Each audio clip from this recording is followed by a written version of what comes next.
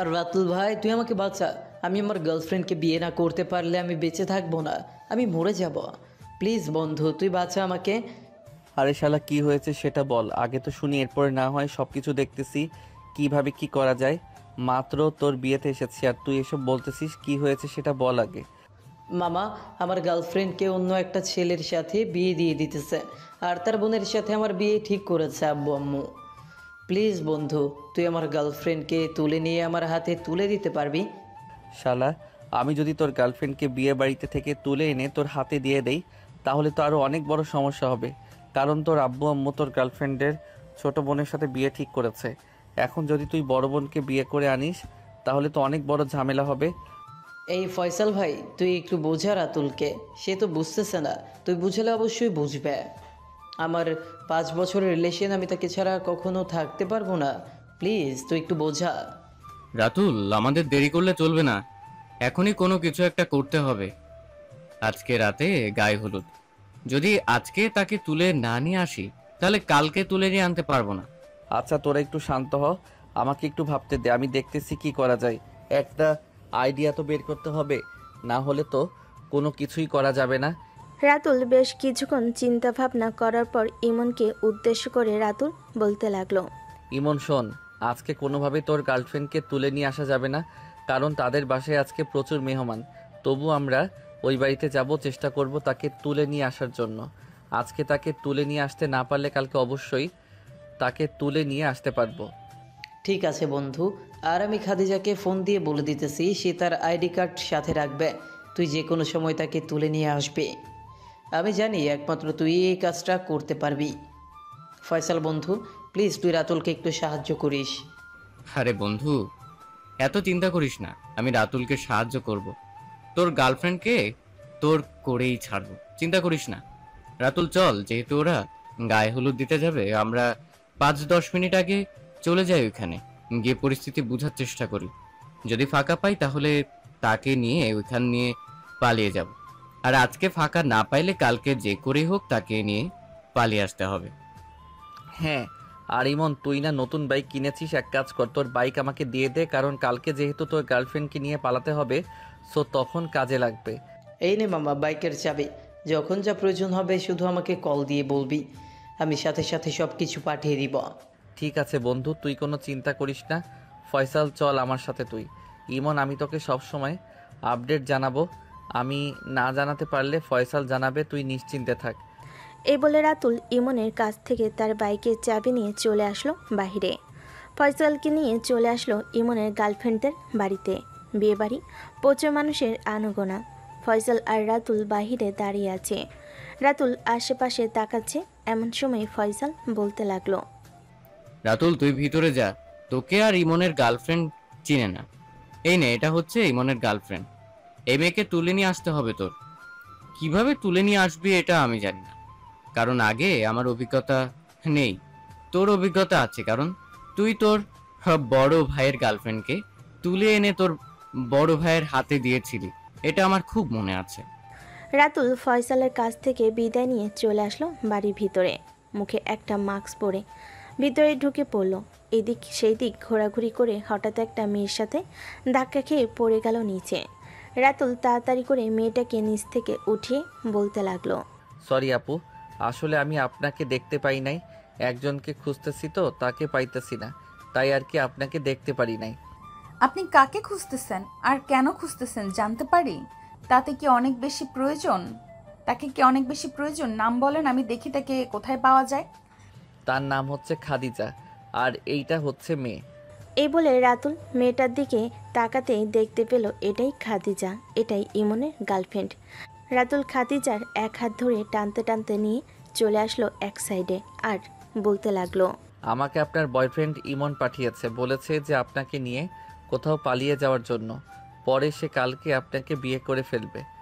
এখন কোনোভাবে পালানো যাবে না। আপনি ইমনকে বলবেন যে আজকে পালাতে পারবো না, কালকে ভোর 5টার দিকে নদীর পাড়ে থাকার জন্য, ওইখানে আমি থাকবো। ঠিক আছে, আর আপনি আপনার আইডি কার্ড সাথে নিয়ে নেবেন, কারণ আপনাকে এবং ইমনকে কাজী অফিসে নিয়ে গিয়ে বিয়ে করাতে হবে। এর আগে তো কোনোভাবে বিয়ে করতে পারবেন না। আর এই নেন আমার ফোন নাম্বার, যখন বাড়ি থেকে বের হবেন তখন আমাকে ফোন দিবেন। ঠিক আছে, যখন আমি বাড়ি থেকে বের হব তখন আমি আপনাকে ফোন দিব, কিন্তু আপনাকে কোথায় পাবো? আর আপনি যে ইমনের ফ্রেন্ড এটা আমি বুঝবো কি করে? আরে বোকা মেয়ে, তুমি তোমার বয়ফ্রেন্ডকে ফোন দিয়ে জিজ্ঞেস করো রাতুল নামের একজন এসেছিল, সে কি তোমার ফ্রেন্ড নাকি? তাহলে ইমন সব কিছু বলে দিবে আপনাকে।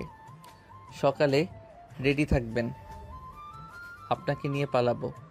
আর যদি পারেন তাহলে কিছু টাকা নিয়ে নেবেন সাথে। আমি বাড়ি থেকে টাকা নিতে পারবো না, যদি টাকা নিতে যাই তাহলে ধরে ফেলবে যে আমি কোনো কিছু একটা করতে যাইতেছি। ঠিক আছে, আমি কিছু টাকা নিয়ে নিব, আর আপনি এখন চলে যান। যদি কেউ দেখে ফেলে তাহলে অনেক বড় সমস্যা হয়ে যাবে, পরে তারা বুঝে যাবে যে আমি পালানোর ফন্দি করতেছি। ঠিক আছে, এখন তাহলে আমি যাই। এই বলে ওইখান থেকে রাতুল চলে আসলো ইমনদের বাসায়। ইমনকে নিয়ে ছাদে দাঁড়িয়ে সব কিছু বুঝিয়ে দিল, কি কি করতে হবে কি না করতে হবে। এইদিকে ইমন রাতুলকে উদ্দেশ্য করে বলতে লাগলো, মামা তুই খাদিজাকে নিয়ে কাজী অফিসে থাকবে। খাদিজাকে নিয়ে কাজী অফিসে থাকলে পরে এইদিকে তো আর তার বোনের বিয়ে হবে না, কারণ বড় বোন পালিয়ে গেছে। এই খবর জানতে পারলে তো এমনিতেই বিয়ে বাড়িতে হাঙ্গামা শুরু হয়ে যাবে। পরে আমি এই ফাঁকে ওইখান থেকে পালিয়ে তোর কাছে চলে যাব, ফয়সালকে নিয়ে পরে ওইখানে বিয়ে করে ফেলব। ঠিক আছে বন্ধু, এখন তাহলে আমি একটু ঘুমাই। অনেক দূর থেকে এসেছি, খুব ক্লান্ত লাগতেছে। আবার এইখানে ওইখানে দৌড়াদৌড়ি করেছি। তোর রুমটা কোথায় আমাকে একটু বল, আমি তোর রুমে গিয়ে ঘুমাই। ওই যে ওপরের ডান পাশের রুমটা দেখতেছিস, ওইটাই হচ্ছে আমার রুম। যা গিয়ে ঘুমা, রাতে আমি ডেকে দিব তোকে। রাতুল চলে আসলো ইমনের রুমে। বিছানায় গা এলিয়ে দিতেই ঘুম চলে আসলো রাতুলের। রাত 9টা। রাতুলের ঘুম ভাঙতেই রাতুল চলে আসলো নিচে, এসে দেখে সবাই ইমনকে গায়ে হলুদ দিতেছে। এদিকে রাতুল চুপচাপ বসে বসে তাদের গায়ে হলুদের কাজ দেখতেছে। বেশ কিছুক্ষণ এইভাবে দেখার পর সবাই যখন গায়ে হলুদ দিয়ে শেষ করে চলে গেছে, তখন ইমন রাতুলের কাছে এসে বলতে লাগলো, কিরে রাতুল, কোনো সমস্যা হয়েছে নাকি? বসে বসে কী চিন্তা করতেছিস সেই কখন থেকে দেখতেছি? আরে তেমন কিছু না, এমনিতেই একটু চিন্তা করতেছি কালকে কিভাবে পালাবো তোর গার্লফ্রেন্ডকে নিয়ে। দোয়া করিস যাতে ঠিক মতো পালাতে পারি, আর যাতে কোনো ঝামেলায় না পড়ি। হ্যাঁ বন্ধু, দোয়া করি তুই আমার গার্লফ্রেন্ডকে নিয়ে কিছুটা দূরে কাছে অফিসে গিয়ে বসে থাকবি, পরে আমি তাড়াতাড়ি করে চলে আসবো, এত টেনশন নিস না। রাতুল ইমনের সাথে কথা বলে চলে আসলো রুমে। বসে বসে সবার সাথে গল্প করতেছে। দেখতে দেখতে রাত পার হয়ে ভোর হলো। ভোর 4:40। এমন সময় রাতুলের ফোনটা বেজে উঠল। রাতুল কলটা রিসিভ করতেই ওপাশ থেকে খাদিজা বলতে লাগলো, এই যে মিস্টার, আমি বাড়ি থেকে বের হয়ে গেছি, আপনি তাড়াতাড়ি নদীর ঘাটে আসেন, আমি ওইখানে যাইতেছি। এ বলে খাদিজা কলটা কেটে দিয়ে ফোনটা বাড়িতে রেখে চলে আসলো নদীর পাড়ে। অন্যদিকে রাতুল ইমনের বাইক স্টার্ট দিয়ে নদীর পাড়ের দিকে যেতে লাগলো। বেশ কিছুক্ষণের মধ্যে চলে আসলো নদীর পাড়ে। খাদিজা রাতুলের পিছনে বসে পড়তে রাতুল বাইক স্টার্ট দিয়ে যেতে লাগলো। বেশ কিছুক্ষণ পর চলে আসলো অনেকটা দূরে কাজী অফিসে। দুজন বসে আছে। সকাল 10:10। এমন সময় রাতুলের ফোনটা বেজে উঠল। তাকিয়ে দেখে ফয়সাল কল দিয়েছে। কলটা রিসিভ করতেই ওপাশ থেকে ফয়সাল বলতে লাগলো, রাতুল, অনেক বড় একটা সমস্যা হয়ে গেছে। এখন ইমন বাড়ি থেকে কিভাবে বের হবে, আর সে তার গার্লফ্রেন্ডকে কিভাবে বিয়ে করবে? আরে শালা, এত কথা পেঁচাস কেন? ওই বাড়িতে কি হয়েছে আগে সেটা বল। যদি না বলিস তাহলে বুঝবো কি করে এই বাড়িতে কি হয়েছে? পেটের ভিতরে জমা করে রেখে দিলে বুঝবো নাকি? খাদিজাকে যে ছেলের সাথে বিয়ে দেওয়ার জন্য ঠিক করেছিল, ওই ছেলে পালিয়ে গেছে। সে নাকি তার গার্লফ্রেন্ডকে নিয়ে পালিয়েছে। এই বিয়ে নাকি সে করবে না। এইদিকে ইমনের আব্বু এবং খাদিজার আব্বু তাড়াহুড়ো করতেছে তাদেরকে বিয়ে দেওয়ার জন্য। ইমনের হাত তার আব্বু ধরে রেখেছে যাতে কোথাও না যেতে পারে। ওয়াশরুমে যে যাবে সেই ব্যবস্থাও নেই যদি আবার সে পালিয়ে যায় এটার জন্য। আরে শালা, এখন এই বিপদ থেকে উদ্ধার হবে কিভাবে? এই মেয়েকে তো আমি নিয়ে এসেছি, এই মেয়েকে তো আমি কোনো কিছুই করতে পারবো না। এইদিকে কাজী সাহেব বসে আছে, তাকে সকাল সকাল ফোন দিয়ে ঘুম ভাঙিয়ে নিয়ে এসেছি, আর তুই এসব বলতেছিস? রাতুল, এখানে তো আমার কোনো অপরাধ নেই। আমি কি আর জানতাম যে এরকম একটা পরিস্থিতিতে পড়তে হবে? তোকে আগে যদি জানতাম তাহলে তো কখনোই তোকে বলতাম না এসব করতে। আরে শালা, এখন কি করব সেটা বল। আমার মাথার ব্রেন কাজ করতেছে না তোর এই কথাগুলো শুনে। তাড়াতাড়ি বল আমি কি করব। আর তুই ফোনটা ইমনের হাতে দে, আমি ইমনের সাথে কথা বলতেছি, দেখি শালা কি বলে। ফয়সাল ইমনের কাছে ফোনটা দিতেই ইমন রাতুলকে উদ্দেশ্য করে বলতে লাগলো। রাতুল বন্ধু, আই এম রিয়েলি সরি। আমি যদি জানতাম এরকম একটা পরিস্থিতি হবে তাহলে আমি কখনোই তোকে খাদিজার সাথে পাঠাতাম না। আমি ভাবছিলাম যে এই বিয়ে হবে না, কিন্তু এখন তো দেখতেছি এই বিয়ে হয়ে যেতেছে। আব্বু আমাকে কোনোভাবেই ছাড়তেছে না। আমি কিভাবে কি করব বল? তুই কিভাবে কি করবি মানে? এখন আমি তোর গার্লফ্রেন্ডকে কি করব? তাকে যে আমি নিয়ে এসেছি, সেই গত 2 ঘন্টা ধরে কাজী অফিসে বসিয়ে রেখেছি, আর তুই এখন এইসব কথা বলতেছিস? দেখ, আমাকে রাগাবি না, এই বলে দিলাম। আমাকে রাগালে খুব খারাপ হবে। বন্ধু, এখন আর আমার কোনো কিছুই করার নেই। আমি না তো কোনো কিছু করতে পারতেছি, না তো বাড়ি থেকে বের হতে পারতেছি। বন্ধু, তুই এক কাজ কর, তুই আমার গার্লফ্রেন্ডকে যেহেতু পালিয়ে নিয়ে গেছিস, সো তাকে বিয়ে করে ফেল। শালা, তুই পাগল হয়ে গেছিস? আমি তোর গার্লফ্রেন্ডকে বিয়ে করে ফেলবো? তুই জানিস আমি যে অন্য একটা মেয়ের সাথে সম্পর্ক আছে, তাহলে তুই কিভাবে বললি যে আমি এই মেয়েটাকে বিয়ে করে ফেলতাম? তুই তাড়াতাড়ি আয়, আমি তোকে 2 ঘন্টা সময় দিলাম। এই বলে রাতুল কলটা কেটে দিল। এদিকে খাদিজা বেশ কিছুটা আন্দাজ করতে পারতেছে কি হয়েছে। এমন সময় খাদিজা রাতুলকে উদ্দেশ্য করে বলতে লাগলো। এই যে মিস্টার, আপনার বন্ধু কি বলেছে? সে কি আসবে নাকি আসবে না? আমি এইভাবে শাড়ি পরে কতক্ষণ দাঁড়িয়ে থাকবো? আপনি এভাবে শাড়ি পরে কতক্ষণ দাঁড়িয়ে থাকবেন সেটা আমি কিভাবে বলবো? আপনার চাইতে বেশি মাথা ব্যথা এখন আমার, কারণ আপনাকে যার সাথে বিয়ে দেওয়ার জন্য কথাবার্তা বলা হয়েছিল, সেই ছেলেটা নাকি অন্য একটা মেয়ে নিয়ে পালিয়ে গেছে আপনাদের বাসায়। এখন আপনার আব্বু আম্মু এবং অন্যান্য সবাই ইমন এবং আপনার ছোট বোনের বিয়ে দেওয়ার জন্য পাগল হয়ে যাইতেছে। এখানে আমি কি করব? ইমনের বাচ্চা, তোর জন্য আজকে আমি আমার জীবনটা পুরো নষ্ট করে ফেললাম। তুই যদি আমাকে বিয়ে না করতি তাহলে বলে দিতি, আমি অন্য একজনকে বিয়ে করে ফেলতাম। এই বুঝি তোর ভালোবাসা ছিল? এইসব বলতে বলতে খাদিজা চেয়ারে বসে কান্না করতেছে। এইদিকে কাজী সাহেব দুজনের পরিস্থিতি দেখে কাজী সাহেব রাতুলকে উদ্দেশ্য করে বলতে লাগলো। বাবা, তোমাকে বলতেছি, এখন যদি এই মেয়েটাকে দেরি করাও তাহলে মেয়েটার বিয়ের সময় পার হয়ে যাবে। এই মেয়েটার জীবন নষ্ট করে দিও না। তোমার বন্ধু বিয়ে না করতে পারলে তুমি বিয়ে করে ফেলো। মেয়ে কিন্তু মাশাল্লাহ অনেক সুন্দর দেখতে। রাতুল এখনও খাদিজাকে ভালোভাবে দেখে নাই। দীর্ঘ 3 ঘন্টা বসে থাকার পর ও যখন ইমন আসতেছে না, তখন রাতুল খাদিজাকে উদ্দেশ্য করে বলতে লাগলো। দেখেন, এখন আমি যদি আপনাকে বিয়ে না করি তাহলে আপনার অনেক বড় সমস্যা হয়ে যাবে। আমার কাছে নগদ 10,000 টাকা আছে। আপনি দয়া করে নগদ 10,001 টাকা দিয়ে আমাকে বিয়ে করে নেন। পরে বাড়িতে গিয়ে সব সমস্যার সমাধান করে আমি আপনাকে ডিভোর্স দিয়ে দিব। তার চাইতে না বিয়ে করাই ভালো। ডিভোর্স দিয়ে দিলে পরে যাকে আমি বিয়ে করব সে বলবে আমি খারাপ। এইটার জন্য আপনি আমাকে ডিভোর্স দিয়ে দিয়েছেন। কাজী সাহেব, বিয়ে করানোর দরকার নেই। আর আপনাকে অনেক ধন্যবাদ, এখানে আমাদেরকে অনেকক্ষণ বসিয়ে রেখেছেন। একবার যেহেতু বলেছি আপনাকে বিয়ে করতে হবে, তার মানে বিয়ে করতেই হবে। কাজী সাহেব, আপনি সব কিছু ব্যবস্থা করেন। কাজী সাহেব সব কিছুর ব্যবস্থা করতে রাতুল বাইর থেকে 3-4 জন লোক এনে সাইন করিয়ে খাদিজাকে বিয়ে করে নিয়ে চলে আসলো বাইরে। খাদিজা চুপচাপ দাঁড়িয়ে আছে। এমন সময় রাতুল খাদিজাকে উদ্দেশ্য করে বলতে লাগলো। কি ব্যাপার, এখানে দাঁড়িয়ে থাকবেন নাকি আপনি আমার সাথে যাবেন? এখানে দাঁড়িয়ে থাকলে আপনার কোনো সমস্যার সমাধান হবে না। তার আগে আপনি আমার সাথে চলেন, ইমনদের বাসায় যাই, এরপরে দেখি কি করা যায়। রাতুল খাদিজাকে নিয়ে চলে আসলো ইমনদের বাসায়। রাতুলের সাথে খাদিজাকে দেখে সবাই হাঁ করে তাকিয়ে আছে। তাকিয়ে থাকবে না কেন? কারণ এই মেয়েটাই তো বিয়ে বাড়ি থেকে পালিয়ে গেছে, এখন অন্য ছেলের হাত ধরে চলে এসেছে। সবাই মুখে বলাবলি করতেছে, কেন এখানে এসেছে, কি দরকার। বেশ কিছুক্ষণ এইসব বলাবলি করার পর রাতুল সবাইকে উদ্দেশ্য করে বলতে লাগলো।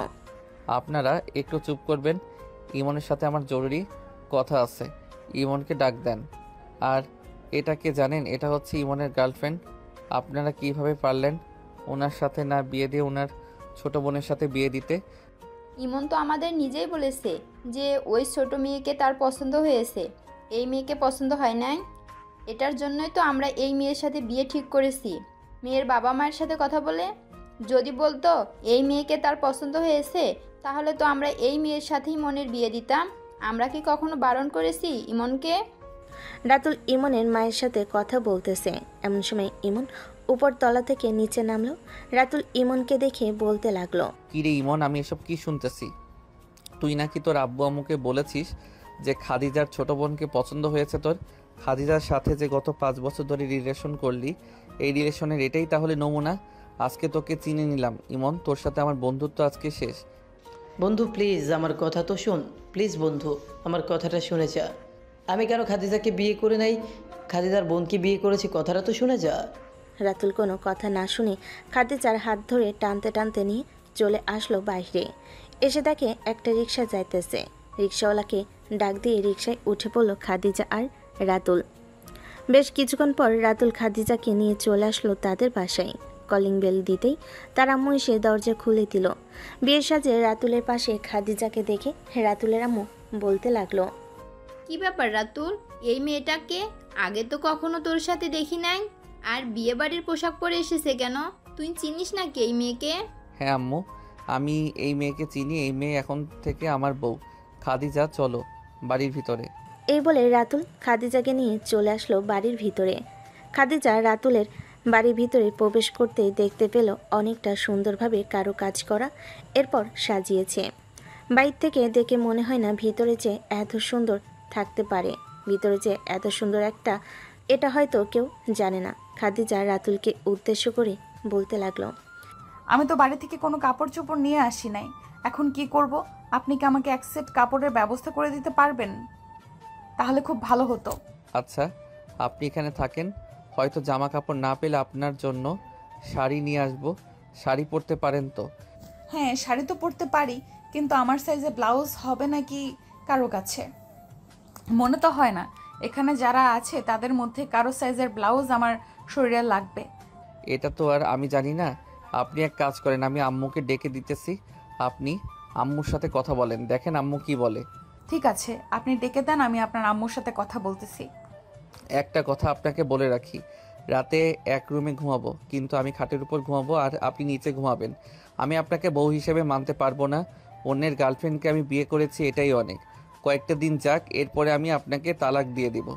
এই বলে রাতুল চলে আসলো নিচে। তার আম্মুকে উদ্দেশ্য করে বলতে লাগলো, তুমি একটু আমার রুমে যাও তো, খাদিজার কি যেন প্রয়োজন দেখো, সে কি বলে পরে আমাকে এসে বলবে। আমি নিচে বসে টিভি দেখতেছি। রাতুলের আম্মু চলে আসলো রাতুলের রুমে। এসে দেখে খাদিজা মাথা নিচু করে বসে আছে। রাতুলের আম্মু খাদিজার পাশে এসে বসে খাদিজাকে উদ্দেশ্য করে বলতে লাগলো, কি হয়েছে খাদিজা, তুমি এইভাবে মাথা নিচু করে বসে আছো কেন? রাতুল কিছু বলেছে নাকি তোমাকে? না শাশুড়ি আম্মুর রাতুল কিছু বলে নাই, এমনিতেই মাথা নিচু করে বসে আছি।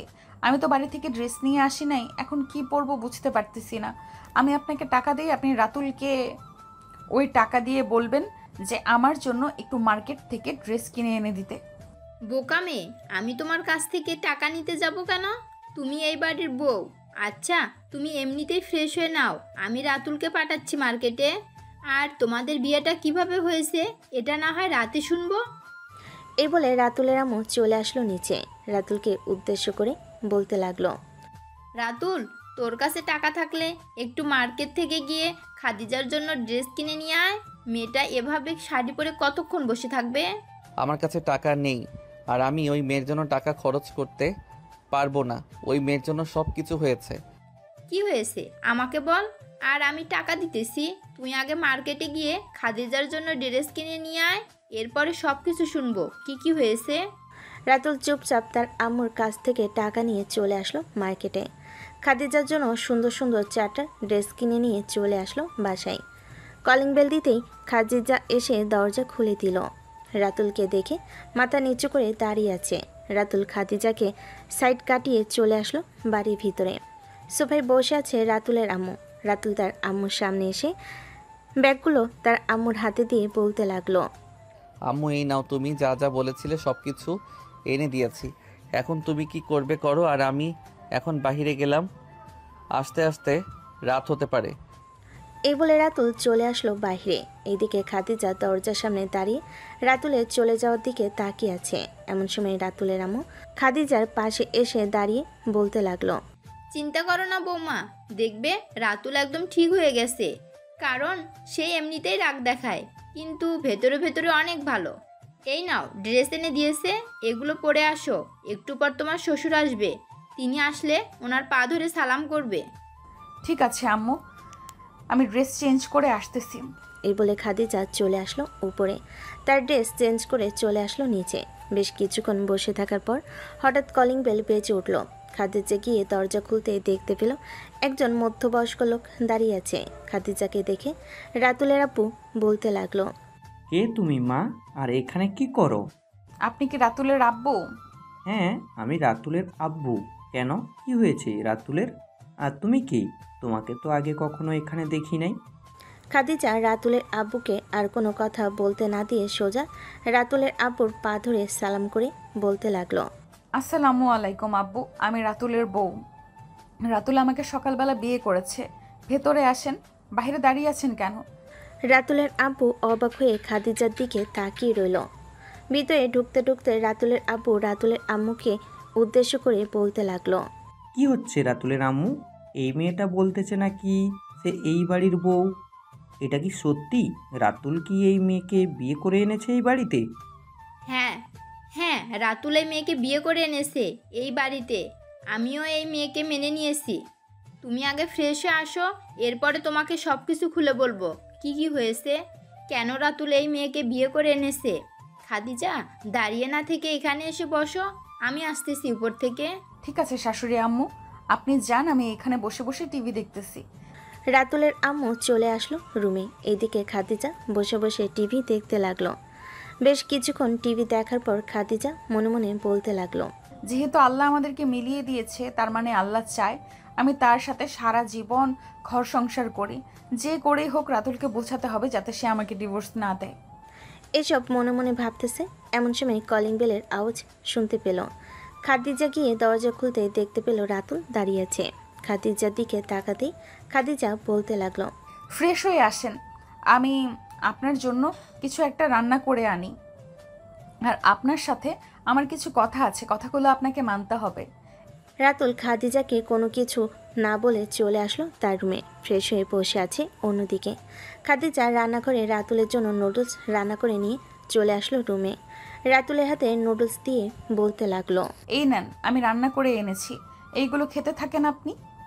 রাতুল চুপচাপ নুডলস খেতে লাগলো। খাওয়া শেষ হতেই খাদিজা হাসি মুখে বাটিটা নিয়ে চলে আসলো নিচে। অন্যদিকে রাতুল বিছানায় শুয়ে শুয়ে মনে মনে বলতে লাগলো, মেয়েটা দেখতে তো মাশাল্লাহ, হাতে রান্নাও খুব ভালো, কিন্তু আমার একটা জিনিস মনে পড়লেই ভালো লাগে না, সে আমার বন্ধুর সাথে রিলেশন করেছে।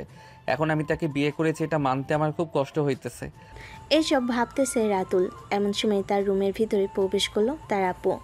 রাতুল তার আব্বুকে দেখে বিছানা থেকে উঠে দাঁড়িয়ে গেল আর বলতে লাগলো, আব্বু, তুমি এত তাড়াতাড়ি চলে এসেছো, আজকে অফিসে কাজ নেই নাকি?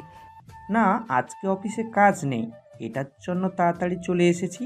আর তুই তো বিয়ে করেছিস, আমি সব কিছু শুনেছি তোর আম্মুর কাছ থেকে। দেখ, যা হয়ে গেছে এসব কিছু ভুলে যা। মেয়েটা কিন্তু দেখতে মাশাআল্লাহ, আমারও পছন্দ হয়েছে। কিন্তু আব্বু, সে তো... আমি আর কোনো কথা শুনতে চাই না, তোকে যেটা বলেছি সেটাই হবে। আর মেয়েটার সাথে যদি শুনি তুই ঝগড়া করেছিস, তাহলে তোর কিন্তু খবর আছে। তোকে বাড়ি থেকে বের করে দিব। এই বলে রাতুলের আব্বু চলে আসলো নিচে। এসে দেখে খাদিজা রান্নাঘরে কি যেন করতেছে। খাদিজাকে ডাক দিয়ে বলতে লাগলো, খাদিজা, তোমার আর কোনো কিছু বলতে হবে না, যাও রুমে যাও, রাতুল বসে আছে তোমার অপেক্ষায়। এই তো আব্বু, রান্নাটা শেষ হয়ে গেছে, এরপরে আমি যাইতেছি। তোমার আর রান্না করতে হবে না, এখন তুমি রুমে যাও, আমি রান্না শেষ করে ফেলতেছি। রাতুলের আম্মু রান্না শেষ করে বসে রইল। অন্যদিকে খাদিজা রুমে এসে দরজাটা লাগিয়ে দিয়ে রাতুলের পাশে গিয়ে বসে পড়ল। ভয়ে বারবার হাতের আঙ্গুল ফুটাচ্ছে, কি বলবে বুঝে উঠতে পারছে না। এমন সময় রাতুল বলতে লাগলো, কিছু বলবেন নাকি এভাবে চুপচাপ বসে আছেন যে? আসলে কি বলবো বুঝে উঠতে পারতেছি না। আমরা তো ঠিকভাবে পরিচয় হই নাই, চলেন একটু পরিচয় হয়ে নেই। এখন পরিচয় হওয়ার সময় নেই। আপনি এক কাজ করেন, সোফায় গিয়ে বসে বসে ফোন টিপেন, এই নেন ফোন। আমি এখন একটু ঘুমাবো, আপনি রাত 8টার দিকে ডেকে দিবেন। সোফায় গিয়ে বসে ফোন টিপতে হবে কেন? এখানে বসে ফোন টিপলে আপনার কোনো সমস্যা আছে নাকি? রাতুল কিছু বলতে গিয়েও বলতে পারল না। বেশ কিছুক্ষণ এইভাবেই থাকার পর রাতুল ঘুমেতে সে পাড়ি জমালো। এইদিকে খাদিজা আস্তে আস্তে করে রাতুলের পাশে শুয়ে রাতুলকে পিছন থেকে জড়িয়ে ধরল। মাঝখানে হালকা ফাঁকা রেখেছে, যদি রাতুল নড়াচড়া করে তাহলে সে যাতে অন্যদিকে ঘুরে যেতে পারে। এসব ভাবতে ভাবতে কখন যে খাদিজা রাতুলকে জড়িয়ে ধরে ঘুমিয়ে গেছে খেয়াল নেই। অন্যদিকে রাতুল ঘুমের মধ্যে খাদিজার দিকে ফিরে খাদিজাকে জড়িয়ে ধরে ঘুমিয়ে গেল। রাত 9টা।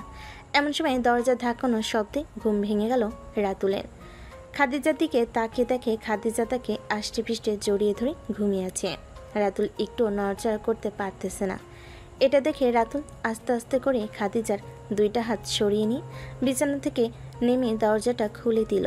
রাতুলের আম্মু ঘরের ভিতর ঢুকে দেখে খাদিজা ঘুমিয়ে আছে। এটা দেখে রাতুলকে উদ্দেশ্য করে বলতে লাগলো, কি রে, দুজন ঘুমিয়েছিলি নাকি? হ্যাঁ আম্মু, ঘুমিয়েছিলাম। তুমি নিচে যাও, আমি খাদিজাকে ঘুম থেকে উঠিয়ে ফ্রেশ হয়ে এরপরে দুইজনে নিচে এসে খাবার খেয়ে নিব। ঠিক আছে, তোরা দুজন নিচে আয়, তোর আব্বু অপেক্ষা করতেছে তোদের জন্য একসাথে বসে খাবার খাবে বলে। এ বলে রাতুলের আম্মু চলে গেল নিচে। এদিকে রাতুল ফ্রেশ হয়ে এসে আস্তে আস্তে করে খাদিজার পাশে বসে খাদিজার মুখের দিকে তাকাতে কেমন যেন মায়ে পড়ে গেল রাতুল। মনে মনে বলতে লাগলো, ইস, কত সুন্দর একটা মেয়ে বিয়ে করেছি। দেখতে তো পরিচয়তেও কোনো কম না। দেখি আস্তে আস্তে মানিয়ে নিব। এখন ডাক দেই, রাত অনেক হয়েছে। খাওয়া দাওয়া করে এসে এরপরে না হয় তার সাথে গল্প করব। এসব ভাবতে ভাবতে রাতুল খাদিজাকে ডাকতে লাগলো।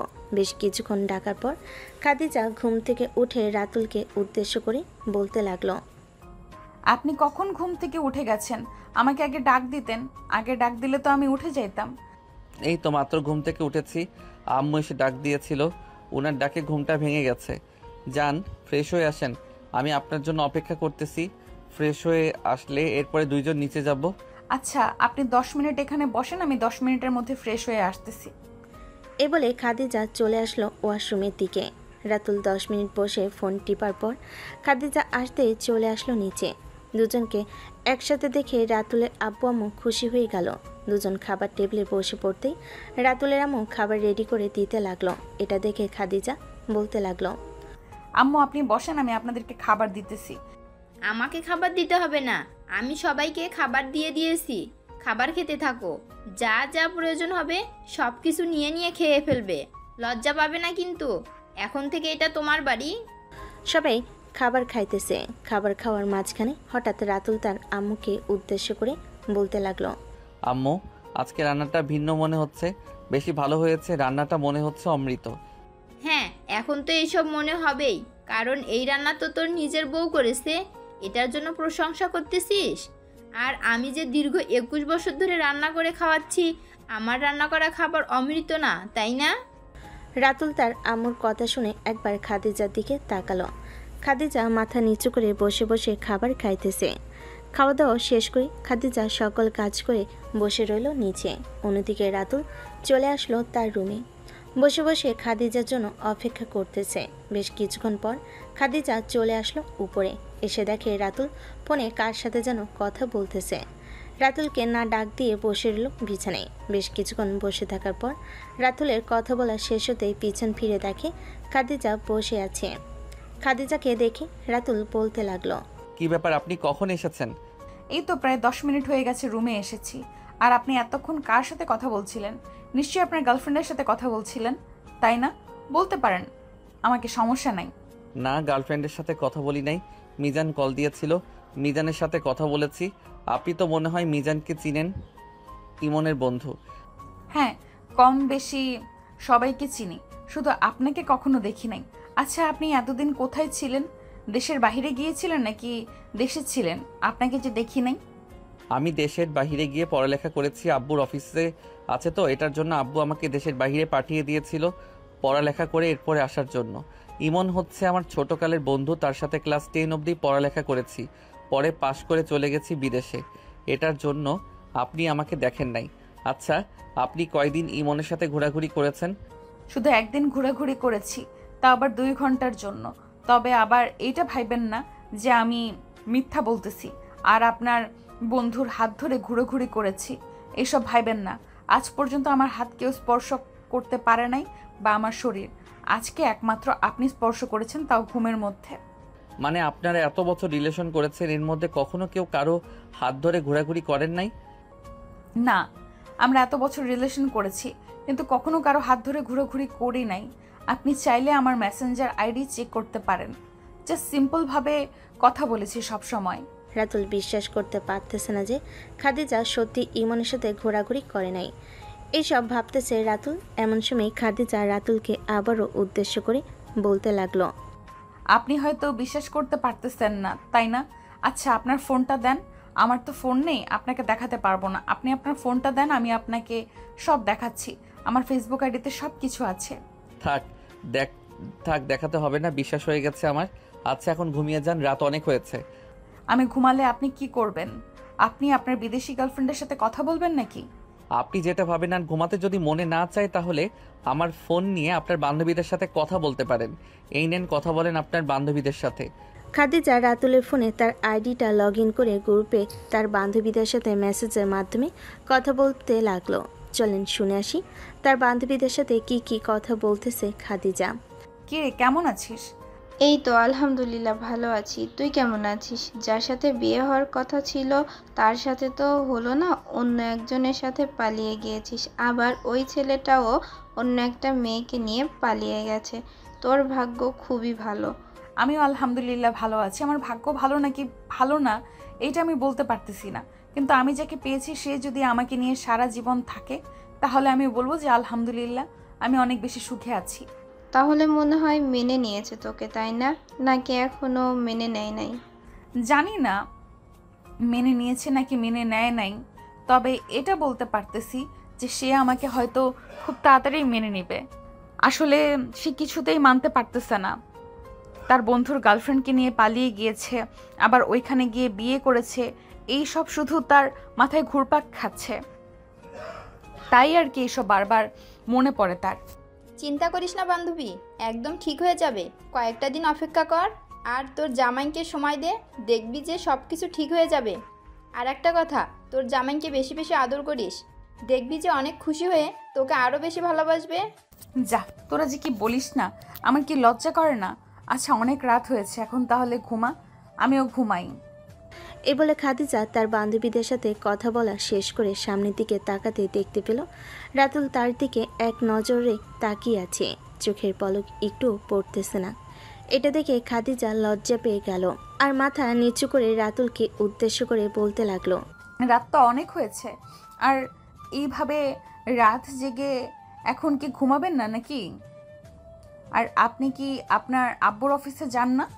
না, এখন অফিসে যাই না, কয়েকদিন পর থেকে যাব। আপনি শুয়ে পড়েন, আমি এখন ঘুমাবো না। আমি ভোর 4টার দিকে ঘুমাবো। আসলে আমি ওই দেশের কান্ট্রির সাথে অনেক দিন জড়িত ছিলাম, তো তাই ওই দেশের টাইমের সাথে আমি ঘুমিয়ে পড়ি। এত কিছু জানি না, আপনি চুপচাপ আমার পাশে শুয়ে ঘুমান। ওই দেশের কান্ট্রি আর এই দেশের কান্ট্রি আলাদা, তাই বলে কি আপনি ঘুমাবেন না? অবশ্যই ঘুমাতে হবে, তাড়াতাড়ি ঘুমান।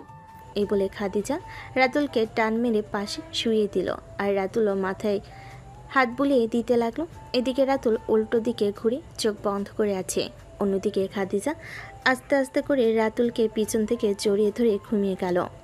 অন্যদিকে রাতুল এখনও ঘুমায় নাই। আস্তে আস্তে করে খাদিজাকে তার কাছ থেকে কিছুটা দূরে সরিয়ে খাদিজার দিকে ঘুরে যে জড়িয়ে ধরতে যাবে, এমন সময় তার ফোনটা বেজে উঠল। তাকিয়ে দেখে তার গার্লফ্রেন্ড কল দিয়েছে। হে রাতুল, কি খবর? তুমি আজকে আমাকে একবারও কল দাও নাই, বিজি নাকি অনেক?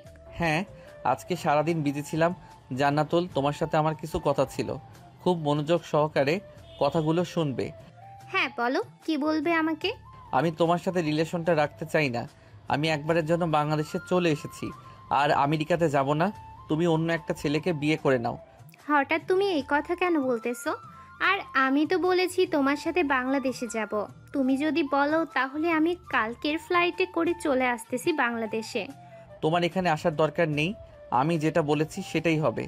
আমি তোমার সাথে রিলেশনটা রাখতে চাই না, তার মানে তোমার সাথে রিলেশনটা কন্টিনিউ করব না আমি আর। হোয়াই? তুমি আমার সাথে রিলেশনটা রাখতে চাও না? আমাকে কারণ বলতে হবে। আমি তোমার সাথে গত 3 বছর ধরে রিলেশন করতেছি, কখনো ছেড়ে যাওয়ার জন্য রিলেশনে যাই নাই তোমার সাথে। দেখো, আমি একটা ঝামেলায় পড়ে একটা মেয়েকে বিয়ে করে ফেলেছি।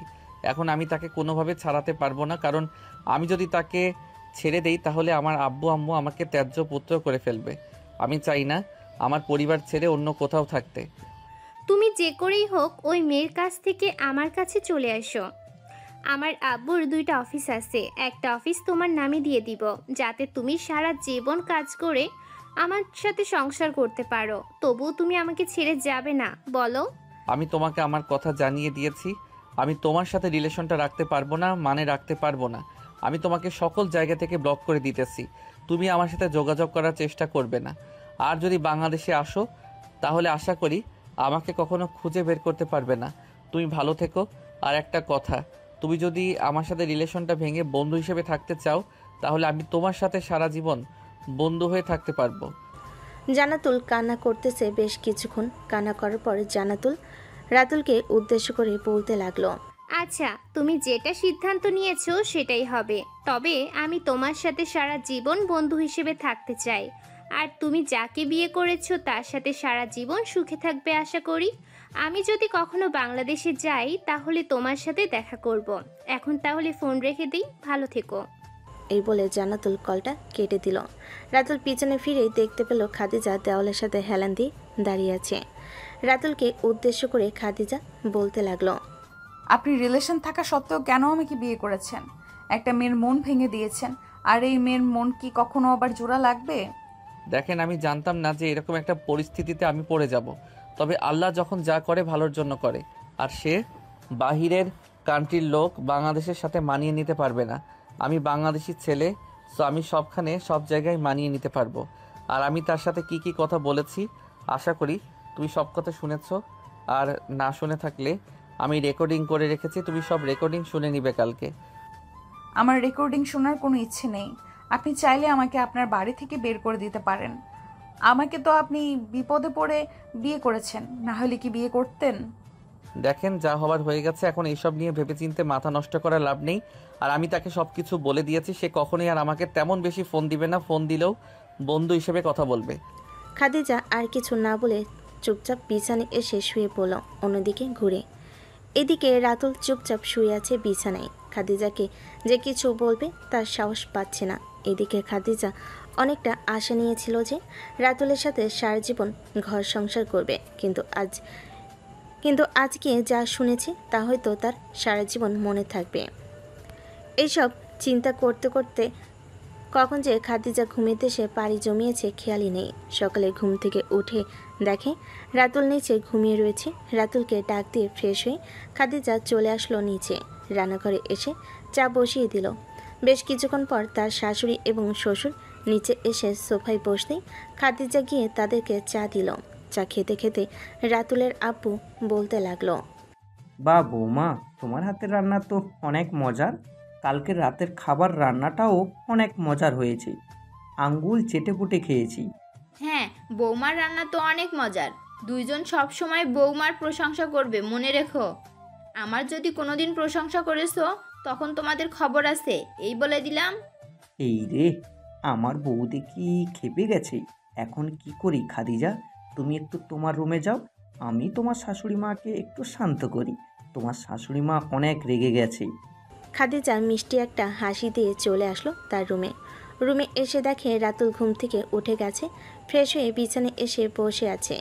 রাতুল খাদিজাকে উদ্দেশ্য করে বলতে লাগলো, চলেন আমরা নিচে যাই, গিয়ে নাস্তা করে আসি। এখন নিচে যাওয়া যাবে না, কারণ শাশুড়ি মা রেগে গেছে। এইটার জন্য শ্বশুর আব্বা শাশুড়ি মায়ের রাগ শান্ত করতেছে। আরও কিছুক্ষণ পরে যান। এ বলে খাদিজা মাথা নিচু করে চুপচাপ চলে গেল আবার। এদিকে রাতুল বেশ কিছুক্ষণ পর খাদিজার সাথে নিচে এসে খাওয়া দাওয়া করে চলে আসলো বাহিরে। 3 রাস্তার মোড়ে চায়ের দোকানে বসে আছে। এমন সময় ইমন তার বাইক নিয়ে চলে আসলো 3 রাস্তার মোড়ে। রাতুলকে দেখে বলতে লাগলো, কিরে বন্ধু, কেমন আছিস? কালকে তো আমার সাথে রাগ দেখিয়ে চলে গেলি। আমার কথাগুলো শুনে গেলে তো খুব ভালো হতো। ভাই, তোর সাথে আমার কোনো কথা নেই। তুই আমার সাথে কখনো কথা বলবি না। তুই আমাকে যে বিপদে ফেলে দিয়েছিস, এই বিপদ থেকে আল্লাহ কখন যে উদ্ধার করে একমাত্র তিনিই জানে। যেদিন এই বিপদ থেকে উদ্ধার হতে পারবো ওই দিন তুই আমার সাথে কথা বলবি। আচ্ছা বল তো, তোকে কিভাবে বিপদ থেকে উদ্ধার করতে পারি? টাকা লাগবে, আমি টাকা দিতেছে। বল তোর কি প্রয়োজন, যেটা লাগবে আমি সেটাই এনে দিব। থাক, আমার আর কোনো কিছুর প্রয়োজন নেই। তুই আমার সাথে কথা বলবি না, তার মানে আমার সাথে কথা বলবি না। যা এখান থেকে, তোর সাথে আমার কোনো কথা নেই। এই বলে রাতুল চুপচাপ চা খেতে লাগলো। অন্যদিকে ইমন ওইখান থেকে সোজা চলে আসলো বাসায়। অন্যদিকে ফয়সাল আর রাতুল বসে বসে চা খাইতেছে। এমন সময় ফয়সাল বলতে লাগলো, রাতুল বন্ধু, রাগ করে থাকিস না ইমনের উপরে। সে তো এরকম কাজ করতে চায় নাই। পরিস্থিতির শিকার হয়ে গেছে, না হলে কি সে খাদিজাকে বিয়ে করতো? না, অবশ্যই বিয়ে করতো। আচ্ছা, তুই তো বিয়ে করে ফেলেছিস, এখন তাহলে ভাবিটা কি খাদিজাকে? ভাবি তোর সাথে মানিয়ে নিতে পারতেছে তো নাকি পারতেছে না? দেখে তো মনে হচ্ছে মানিয়ে নিতে পারবে, কিন্তু বারবার সেই একই কথা আমার মনে পড়ে যায়। এটার জন্য মাঝে মধ্যে মন খারাপ হয়ে যায়। সে আমার সাথে ভালো ব্যবহার করলেও আমি তার সাথে ভালো ব্যবহার করতে পারি না। কেন যে তার সাথে ভালো ব্যবহার করতে পারি না এটা আমি বুঝতে পারতেছি না। মামা, তুই একটা বুদ্ধি দিবি যাতে আমি খাদিজার সাথে ভালো ব্যবহার করতে পারি এবং তাকে কাছে টেনে নিতে পারি? আমার কাছে একটা বুদ্ধি আছে, এই বুদ্ধিটা যদি কাজে লাগাতে পারি তাহলে অনেক ভালো হবে। তোরা দুজন সব সময় এক থাকতে পারবি। তাহলে তুই চুপ হয়ে আছিস কেন? তাড়াতাড়ি বলে ফেল বুদ্ধিটা, আমি একবার চান্স নিয়ে দেখি কাজ হয় কিনা। 100% কাজ হবে, কারণ আমি তাবিজ বিক্রেতা। এই তাবিজ কখনোই কাজ হবে না এমন কোনো কথা হয় না। 100 টাকা দে, এরপরে আমি তোকে তাবিজ দিচ্ছি। শালা তাবিজ বিক্রেতা, এখন তাড়াতাড়ি বল। আর 100 টাকা কালকে নিস, আমার কাছে টাকা নেই এখন। তো এখন আস্তে আস্তে খাদিজাকে তোর প্রতি আকৃষ্ট করার চেষ্টা করবি। সে যখন তোর কাছে আসবে তখন তুই তার কাছে বেশি বেশি করে যাওয়ার চেষ্টা করবি। এভাবে 1-2 মাস গেলে দেখবি খাদিজা তোর প্রতি অনেক আকৃষ্ট হয়ে যাবে। কারণ আমি অনেক দেখেছি এইরকম ভাবে অনেক সংসার জোড়া লেগে গেছে। দেখ তোর বেলা কি হয়, আল্লাহর উপরে ভরসা রাখ, আশা করি এই কাজটা হয়ে যাবে। এসব কথা বলতেছে ফয়সাল আর রাতুল। বেশ কিছুক্ষণ কথা বলার পর দুপুরবেলা রাতুল চলে আসলো বাসায়। কলিং বেল দিতেই খাদিজা এসে দরজা খুলে দিল। দরজা খুলে দিয়ে দাঁড়িয়ে আছে। এটা দেখে রাতুল ভিতরে একবার উকি ঝুঁকি দিয়ে বলতে লাগলো, শুনেন, বিকালে রেডি হয়ে থাকেন, আপনাকে নিয়ে বাহিরে ঘুরতে যাব। আমার ঘোরাঘুরি একদম ভালো লাগে না। আপনি একাই ঘোরাঘুরি করেন, আমি ঘোরাঘুরি করার জন্য যেতে পারবো না আপনার সাথে। ফ্রেশ হয়ে আসেন, দুপুর হয়ে গেছে, আমি খাবার দিতেছি আপনাকে। আব্বু আম্মু খাওয়া দাওয়া করে সেই কখন চলে গেছে রুমে। আচ্ছা, আমি ফ্রেশ হয়ে আসতেছি, তুমি খাবার রেডি করো। আর আমি যেহেতু একবার বলে দিয়েছি যে আমার সাথে বাহিরে যেতে হবে, তার মানে বাহিরে যেতে হবে। আমি আর কোনো কথা শুনতে চাই না। আমি যাব না মানে যাব না। ঠিক আছে, আপনি কিভাবে বাহিরে না যান এটা আমি দেখে নিব। খাবার রেডি করেন, আমি ফ্রেশ হয়ে আসতেছি। এই বলে রাতুল চলে আসলো তার রুমে। ফ্রেশ হয়ে নিচে এসে খাওয়া দাওয়া করে বেশ কিছুক্ষণ রেস্ট নিয়ে সোজা চলে আসলো তার রুমে। বেশ কিছুক্ষণ অপেক্ষা করার পর রাতুল দেখতে পেল খাদিজা রুমের ভিতর প্রবেশ করতেছে। এটা দেখে রাতুল দরজার পাশে লুকিয়ে পড়ল। খাদিজা রুমের ভিতর প্রবেশ করতে রাতুল দরজাটা লাগিয়ে দিয়ে আস্তে আস্তে করে খাদিজার দিকে এগিয়ে আসতেছে। এটা দেখে খাদিজা দাঁড়িয়ে বলতে লাগলো, কি ব্যাপার, আপনি আমার দিকে এইভাবে তেড়ে আসছেন কেন? আপনি আমাকে মারবেন নাকি? না, আপনাকে মারবো না, আপনাকে আদর করব, এটার জন্য আমি আপনার দিকে এগিয়ে আসতেছি। এইসব বলতে বলতে রাতুল একেবারে খাদিজার মুখের সামনে চলে আসলো। তাদের দূরত্ব 2 আঙ্গুলের ফাঁকা। খাদিজা ঘন ঘন নিঃশ্বাস ফেলতেছে। বেশ কিছুক্ষণ নিঃশ্বাস ফেলার পর হঠাৎ খাদিজা নিজেকে আর কন্ট্রোল করতে না পেরে রাতুলের ঠোঁটের সাথে তার ঠোঁট একত্রিত করে দিল। বেশ কিছুক্ষণ লিপ কিস করার পর হঠাৎ খাদিজা রাতুলকে ছেড়ে দিয়ে দৌড়ে চলে আসলো ওয়াশরুমের দরজাটা লাগিয়ে দিয়ে আয়নার সামনে দাঁড়িয়ে মনে মনে বলতে লাগলো, আমি এটা কি করলাম? ভাবলাম তার সাথে কোনো কিছু করব না, হঠাৎ কি না তার সাথে এরকম করে ফেললাম। এটা আমি মানতে পারলাম না। বাইরে বের হয়ে তার কাছে ক্ষমা চেয়ে নিব, কিন্তু এখন ক্ষমা চাইবো কি করে? তার সামনে গেলেই তো লজ্জায় মরে যাব। এইসব কথা ভাবতেছে খাদিজা। বেশ কিছুক্ষণ এইসব কথা ভাবার পর মুখে পানির ছিটা দিয়ে বাহিরে বের হয়ে আসতে দেখতে পেল রাতুল বিছানায় বসে আছে। খাদিজা কিছু বলতে যাবে, এমন সময় রাতুল বলতে লাগলো, বা খুব লজ্জাবতী আপনি। আমি কখনো ভাবতে পারি নাই যে আপনি এতটা লজ্জাবতী হবেন। তবে আপনার লিপ কিসটা খুব ভালো লেগেছে। আমার তো মন চাইতেছে আর একটা করার জন্য এখন। ইস, আর না, আমি আর করতে দিব না। সরি, নিজের আবেগকে ধরে রাখতে পারি নাই। এটার জন্য আপনার ঠোঁটের সাথে আমার ঠোঁট একত্রিত করে লিপকিস করে ফেলেছিলাম। এ বলে খাদিজা যেই চলে যেতে যাবে এমন সময় রাতুল পিছন থেকে খাদিজার হাত ধরে টান মেরে বুকের সাথে জড়িয়ে নিল। খাদিজা ছোটাছুটি করার চেষ্টা করতেছে। যত বেশি ছোটাছুটি করার চেষ্টা করতেছে তত বেশি রাতুল তাকে জড়িয়ে ধরতেছে। এইরকমভাবে জড়িয়ে ধরার পর রাতুল খাদিজার কানের কাছে এসে বলতে লাগলো, যত বেশি জোরাজুরি করবেন তত বেশি আপনাকে আরও চেপে ধরবো। সো আপনি নড়াচড়া কম করবেন, আমার কাছ থেকে বেশি বেশি আদর পাবেন। আমার এখন আদরের দরকার নেই, আমাকে ছেড়ে দেন, আমি নিচে যাব, আম্মু আমাকে ডাকতেছে। এ বলে খাদিজা রাতুলকে ধাক্কা মেরে বিছানায় ফেলে দিয়ে দৌড়ে চলে আসলো নিচে। খাদিজাকে এইভাবে দৌড়ে আসতে দেখে রাতুলের আম্মু বলতে লাগলো, কি ব্যাপার বৌমা, তুমি এইভাবে দৌড়ে চলে এসেছো কেন উপর থেকে? রাতুল তো উপরে আছে, যাও তার সাথে বসে গল্প করো গিয়ে। নতুন নতুন বিয়ে করছো, তার কাছে কাছে থাকবে, তা না করে তুমি দূরে দূরে থাকো, এটা একদম ঠিক না। আম্মু আপনার ছেলে। খাদিজা আর কিছু বলতে পারলো না, মাথা চুলকাতে চুলকাতে সবজি কাটতে ব্যস্ত হয়ে পড়লো। এদিকে রাতুলের আম্মু বেশ কিছুটা বুঝতে পেরে চুলায় রান্না বসিয়ে চলে আসলো রাতুলের কাছে। রাতুল তার রুমে বসে আছে, রাতুলকে উদ্দেশ্য করে বলতে লাগলো, কি রে রাতুল, তুই খাদিজার সাথে কি করেছিস? মেয়েটা তোর কাছে আসতে ভয় পাই কেন? আম্মু আমি তো তাকে কিছুই করি নাই, আমি তো শুধু তাকে একটু জড়িয়ে ধরেছিলাম, সে আমাকে ধাক্কা মেরে বিছানায় ফেলে দিয়ে চলে গেছে নিচে, এর বেশি তো আমি কোনো কিছু করি নাই তাকে। মেয়েটা নতুন বিয়ে করেছে, তার কি লজ্জা শরম নেই? সব কিছু আছে, আস্তে আস্তে তোর সাথে মানিয়ে নিতে হবে। তুই যদি একেবারে সব কিছু করতে চাস তাহলে তো মেয়েটা লজ্জা পাবে, আশা করি তুই বুঝতে পারছিস।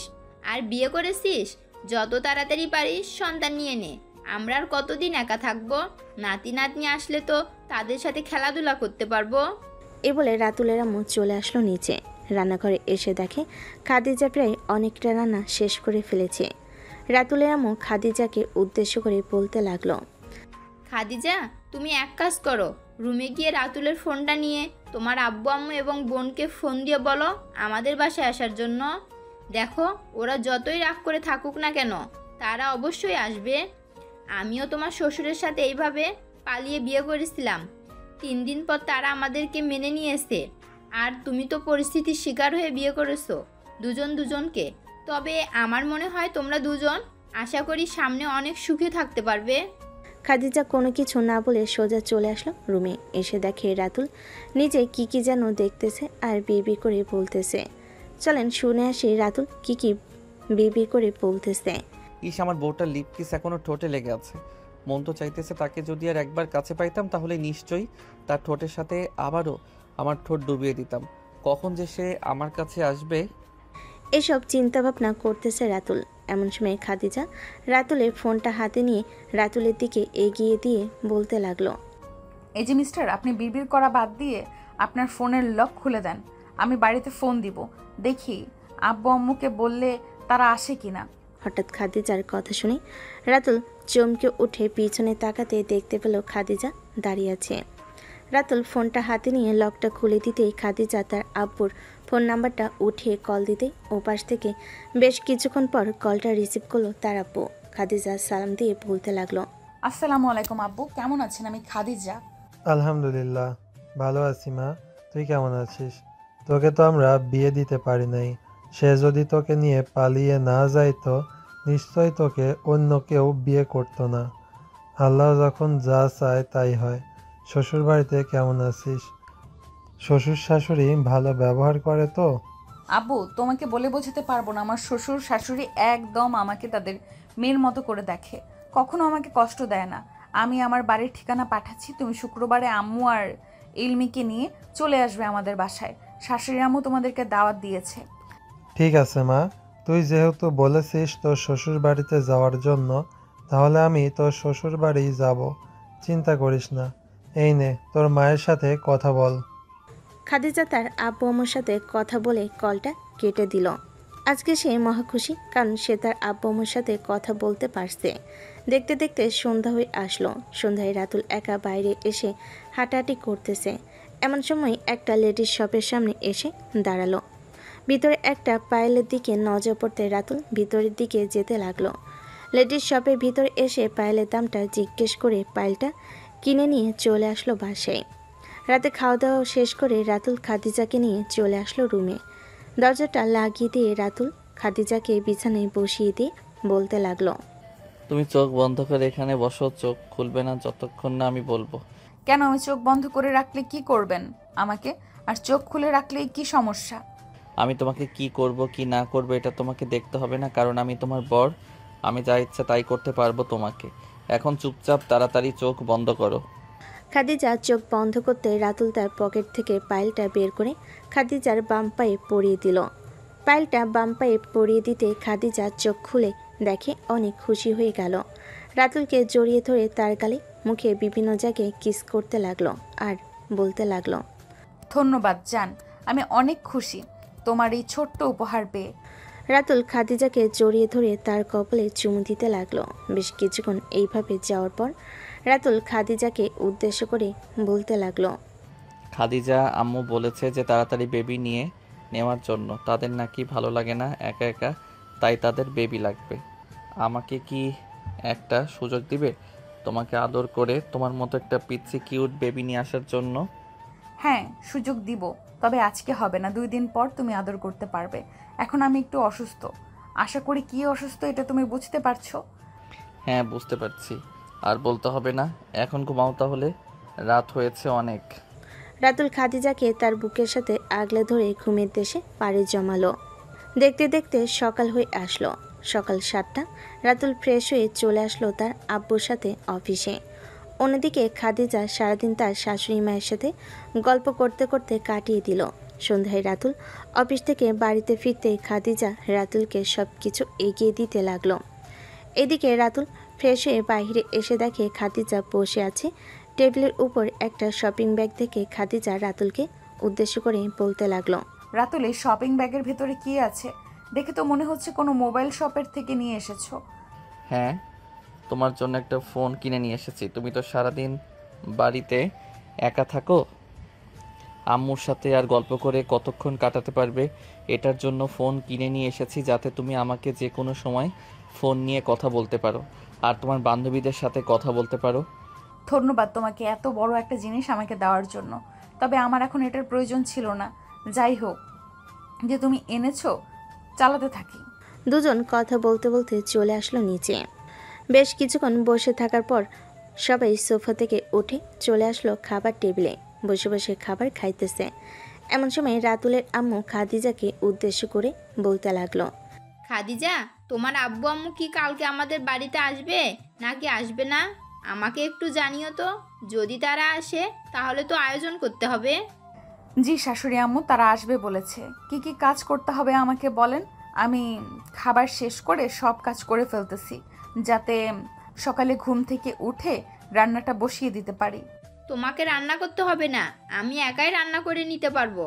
যদি পারো তাহলে আমার পাশে থেকে একটু হেল্প করবে, তাহলেই হবে, আর কোনো কিছুর প্রয়োজন নেই। এসব কিছু বলতেছে রাতুল এর আম্মু আর খাদিজা। অন্যদিকে রাতুল খাওয়া দাওয়া শেষ করে সোফায় গিয়ে বসে টিভি দেখতেছে। বাকি সবাই খাওয়া দাওয়া শেষ করে সোফায় এসে বসে আছে। বেশ কিছুক্ষণ বসে থাকার পর রাতুলের আব্বু বলতে লাগলো, রাতুল, সামনের মাস থেকে তুই কি একা একা অফিসটা সামলাতে পারবি নাকি আমাকেও তোর সাথে সামলাতে হবে?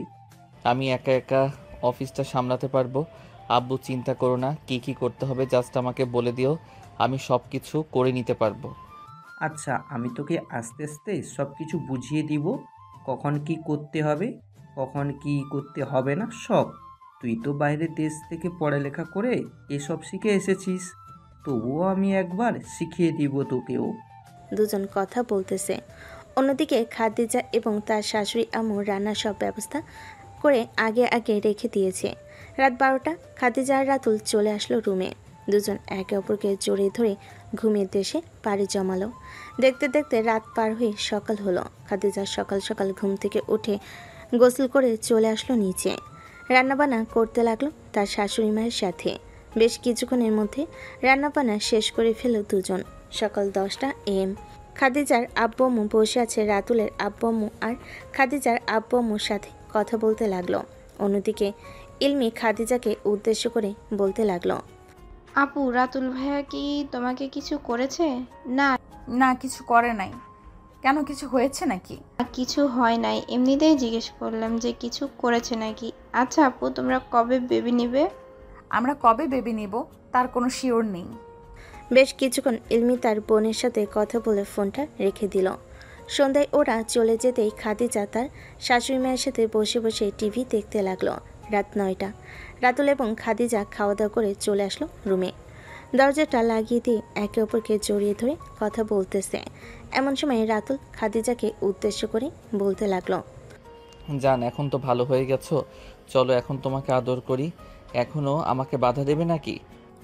না, এখন আর তোমাকে বাধা দিব না। এখন চাইলে তুমি আমাকে আদর করতে পারো। রাতুল আস্তে আস্তে করে খাদিজার ঠোঁটের দিকে এগিয়ে যেতে লাগলো। চট করে খাদিজার ঠোঁটের সাথে তার ঠোঁট একত্রিত করে লিপকিস করতে লাগলো। বেশ কিছুক্ষণ লিপকিস করার পর রাতুল আস্তে আস্তে খাদিজার জামাটা খুলে নিচে ফেলে দিল। দপদপে সাদা শরীর নাভির দিকে এক নজরে তাকিয়ে আছে রাতুল। এটা দেখে খাদিজা রাতুলকে উদ্দেশ্য করে বলতে লাগলো, এই যে মিস্টার, এইভাবে তাকিয়ে না থেকে আদর করেন তাড়াতাড়ি। আমার কেমন কেমন যেন করতেছে, তাড়াতাড়ি আদর করেন। এই বলে রাতুল খাদিজার নাভিতে 2টা কিস দিয়ে পুরো শরীরে আবার কিস করতে লাগলো। খাদিজাকে আরও উত্তেজিত করার জন্য আবারও রাতুল খাদিজার ঠোঁটের সাথে ঠোঁট একত্রিত করে দিল। বেশ কিছুক্ষণ এইভাবে যাওয়ার পর রাতুল এবার তার শেষ গন্তব্যের দিকে রওনা দিবে। না মানে হচ্ছে কি, খাদিজাকে আদর করবে। রাতুল খাদিজাকে আদর করতেছে। আজকে যেহেতু একবার পেয়েছি তোমাকে, তাহলে আজকে আর বের করতেছি না। আজকে তোমাকে সারা রাত এইভাবে আদর করব। এভাবে দুজন দুজনকে আদর করতে করতে কখন যে মাঝরাত হয়ে গেছে তারা টের পেল না। দীর্ঘ 5 ঘন্টা আদর করার পর রাতুল খাদিজাকে চেয়ে দিয়ে খাদিজার বুকের উপর মাথা রেখে শুয়ে রইল। বেশ কিছুক্ষণ শুয়ে থাকার পর খাদিজা বলতে লাগলো, রাতুল, এখন তো অনেক হয়েছে, এখন আমাকে একটু ঘুমাতে দাও। আমি ঘুমাবো, খুব ক্লান্ত হয়ে গেছি। এইভাবে যদি আমাকে প্রতিদিন আদর করো তাহলে তো আমি মরেই যাব। এভাবে আদর করলে মানুষ মরে যায় নাকি? এইভাবেই সবাই আদর করে। আর তুমি তো নতুন। এই বলে দুজন দুজনকে জড়িয়ে ধরে ঘুমের দেশে পাড়ি জমালো। সকাল 7টা। রাতুল ঘুম থেকে উঠে গোসল করে ফ্রেশ হয়ে বাইরে এসে খাদিজাকে ডাকতে লাগলো। খাদিজা ঘুম থেকে উঠে রাতুলকে উদ্দেশ্য করে বলতে লাগলো, এই বজ্জাত বেটা, তুই আমার কোমর ব্যথা করে ফেলেছিস। এখন আমি কোমর দিয়ে দাঁড়াতেও পারতেছি না। তাড়াতাড়ি আমাকে সুস্থ করো। এই তো জান, সুস্থ করবো, কাছে আসো আর একটু আদর করে দিই, তাহলে তুমি সুস্থ হয়ে যাবে। আর আদর খাওয়ার প্রয়োজন নেই আমার, যা দিয়েছো আজকে তাই চলবে। এ বলে খাদিজা চলে আসলো নিচে। খাওয়া দাওয়া শেষ করে রাতুল চলে গেল অফিসে। অন্যদিকে খাদিজা তার শ্বশুর শাশুড়ির সাথে বসে বসে গল্প করতে লাগলো। গল্প করতে করতে দুপুর হয়ে এসেছে। খাদিজা রুমে এসে ফোনটা হাতে নিয়ে ফোন দিল রাতুলকে। বেশ কিছুক্ষণ পর রাতুল কলটা রিসিভ করে খাদিজাকে উদ্দেশ্য করে বলতে লাগলো, জান, রাতে রেডি থাকো, আজকে রাতেও কিন্তু অনেক আদর করব তোমাকে। ঠিক আছে, রাতে বাসায় আসেন, তারপর আদর করেন। খাওয়া দাওয়া করেছেন নাকি এখনো খাওয়া দাওয়া করেন নাই? হ্যাঁ, আমি খাওয়া দাওয়া করেছি, তুমি খাইছো? হ্যাঁ, খাইছি। রাতুল কথা বলতে লাগলো। কথা বলতে বলতে সন্ধ্যা হয়ে এসেছে। সন্ধ্যায় রাতুল বাসায় এসে সবার সাথে বসে আড্ডা দিতে লাগলো। এইভাবে কেটে গেল 1টি মাস। রাতে খাদিজা আর রাতুল বিছানায় শুয়ে আছে। এমন সময় খাদিজা রাতুলকে উদ্দেশ্য করে বলতে লাগলো, জান, আমি প্রেগন্যান্ট। এখন থেকে আমাকে আদর কমিয়ে দিতে হবে। যতদিন বাড়বে ততদিন কমাতে হবে আদর। কি তুমি সত্যি প্রেগনেন্ট নাকি তুমি আমার সাথে মিথ্যা কথা বলতেছো? না, আমি সত্যি কথা বলতেছি, আমি প্রেগন্যান্ট। এই দেখো, আমি জানি তুমি যে বিশ্বাস করবে না, তাই তোমাকে বিশ্বাস করানোর জন্য এটা সাথে করে নিয়ে এসেছি। রাতুল খুশি হয়ে খাদিজাকে চুমু দিতে লাগলো। বেশ কিছুক্ষণ চুমু দেওয়ার পর রাতুল খাদিজার সাথে গল্প করতে করতে ঘুমের দেশে পাড়ি জমালো। পরের দিন সকালে রাতুল তার আব্বু আম্মু এবং শ্বশুর শাশুড়ি সবাইকে বলে দিয়েছে যে খাদিজা প্রেগনেন্ট। সবাই এখন খাদিজার খেয়াল রাখে। বিশেষ করে খাদিজার শ্বশুর শাশুড়ি অনেক বেশি খেয়াল রাখে। দেখতে দেখতে এইভাবে কেটে গেল 5টি মাস। রাতুল খাদিজাকে নিয়ে চলে আসলো ডাক্তারের কাছে আলট্রা করানোর জন্য। বেশ কিছুক্ষণের মধ্যে আলট্রা করানো শেষ হতে রাতুল আর খাদিজা ডাক্তারের কেবিনে গিয়ে বসে রইল। বেশ কিছুক্ষণ পর রিপোর্ট আসতে ডাক্তার রাতুলকে হাসি মুখে বলতে লাগলো, বাহ, তুমি তো 2 সন্তানের বাবা হতে চলেছ। এই দেখো 2জন সন্তান। রাতুল খুশি হয়ে কি করবে বুঝে উঠতে পারছে না। বেশ কিছুক্ষণ এইরকমভাবে যাওয়ার পর খাদিজা আর রাতুল চলে আসলো বাসায়। এসে খাওয়া দাওয়া শেষ করে দুজন বসে গল্প করতে লাগলো। কখন যে ঘুমিয়ে গেছে খেয়াল নেই। 4 মাস পর খাদিজাকে নিয়ে চলে আসলো সবাই হাসপাতালে। অপারেশন থিয়েটারের ভিতরে নিয়ে গেছে খাদিজাকে। এদিকে বাহিরে সবাই অপেক্ষা করতেছে খাদিজার জন্য। দীর্ঘ 30 মিনিট পর দুজন নার্স দুইটা বেবিকে নিয়ে এসে দাঁড়ালো রাতুলের সামনে। রাতুল দুজনকে কোলে তুলে নিয়ে তার আব্বু আম্মুর কাছে দিয়ে দিল। রাতুল নার্সদেরকে উদ্দেশ্য করে বলতে লাগলো, আমার স্ত্রী এখন কেমন আছে? আপনার স্ত্রী একদম সুস্থ আছে, আপনি চিন্তা করবেন না। কিছুক্ষণের মধ্যে আপনার স্ত্রীকে কেবিনে পাঠাচ্ছি, তখন আপনারা সবাই দেখা করতে পারবেন। ঠিক আছে ডাক্তার, কেবিনে পাঠান, এরপরে না হয় আমরা দেখা করবো আর কথা বলবো। বেশ কিছুক্ষণ পর খাদিজাকে অপারেশন থিয়েটারের রুম থেকে বের করে নিয়ে চলে আসলো অন্য একটা রুমে। বেশ কিছুক্ষণ বসে থাকার পর খাদিজা জ্ঞান ফিরতেই রাতুলকে তার পাশে বসে থাকতে দেখে বলতে লাগলো, রাতুল, আমার বেবি কোথায়? আমার বেবিদেরকে আমার কাছে এনে দাও, আমি তাদেরকে দেখব। ওই তো আব্বু আম্মু নিয়ে আসতেছে। রাতুলের আব্বু আম্মু খাদিজা দুজন মেয়েকে নিয়ে দুই পাশে শুয়ে দিয়ে চলে গেল বাহিরে। এদিকে রাতুল খাদিজাকে উদ্দেশ্য করে বলতে লাগলো, দেখেছো জানেমান, আমাদের দুইজন মেয়ে ঠিক তোমার মতো হয়েছে। আমি বলেছিলাম না তোমার মতো আনবো, আল্লাহ ঠিক তোমার মতো দিয়েছে। হ্যাঁ, আমি আল্লাহর কাছে লাখ লাখ শুক্রিয়া জানাই, কারণ আমি সুস্থভাবে আছি এবং আমার বাচ্চারা সুস্থ আছে। আমরা যাতে সারা জীবন একসাথে ঘর সংসার করতে পারি, আল্লাহর কাছে এটাই দোয়া করি। হ্যাঁ জানেমান, আমি তোমাকে নিয়ে সারা জীবন ঘর সংসার করব, কখনো তোমাকে কষ্ট দিব না। আমি যতদিন বেঁচে থাকবো ততদিন তোমার পাশে থাকবো। এই বলে রাতুল খাদিজার কবলে চুমু দিয়ে আবারও তার জায়গায় বসে পড়ল। তারা এখন একটা সুখী পরিবার হয়ে গেছে। তাদের আব্বু আম্মু খুশি, কারণ তাদের নাতনি হয়েছে দুইটা। আমরা আর সামনে এগিয়ে যাব না, গল্পটা এখানেই সমাপ্ত করব। গল্পটা কেমন হয়েছে সবাই কমেন্ট করে জানাবেন। জানি না গল্পটা কতটুকু ভালো করে লিখতে পারছি, তবে যথেষ্ট চেষ্টা করছি ভালো করে লেখার জন্য। আপনাদের একটা লাইক, কমেন্ট আর একটা শেয়ার আমাকে আরও মুগ্ধ করে নতুন নতুন গল্প নিয়ে হাজির করার জন্য। আপনারা বেশি বেশি লাইক, কমেন্ট এবং শেয়ার করবেন, তাহলে আমি আপনাদের জন্য নতুন নতুন গল্প নিয়ে হাজির হব। সবাই ভালো থাকবেন, সুস্থ থাকবেন, আর হ্যাঁ, 5 ওয়াক্ত নামাজ পড়বেন। আজকের গল্পটা এখানেই সমাপ্ত করলাম।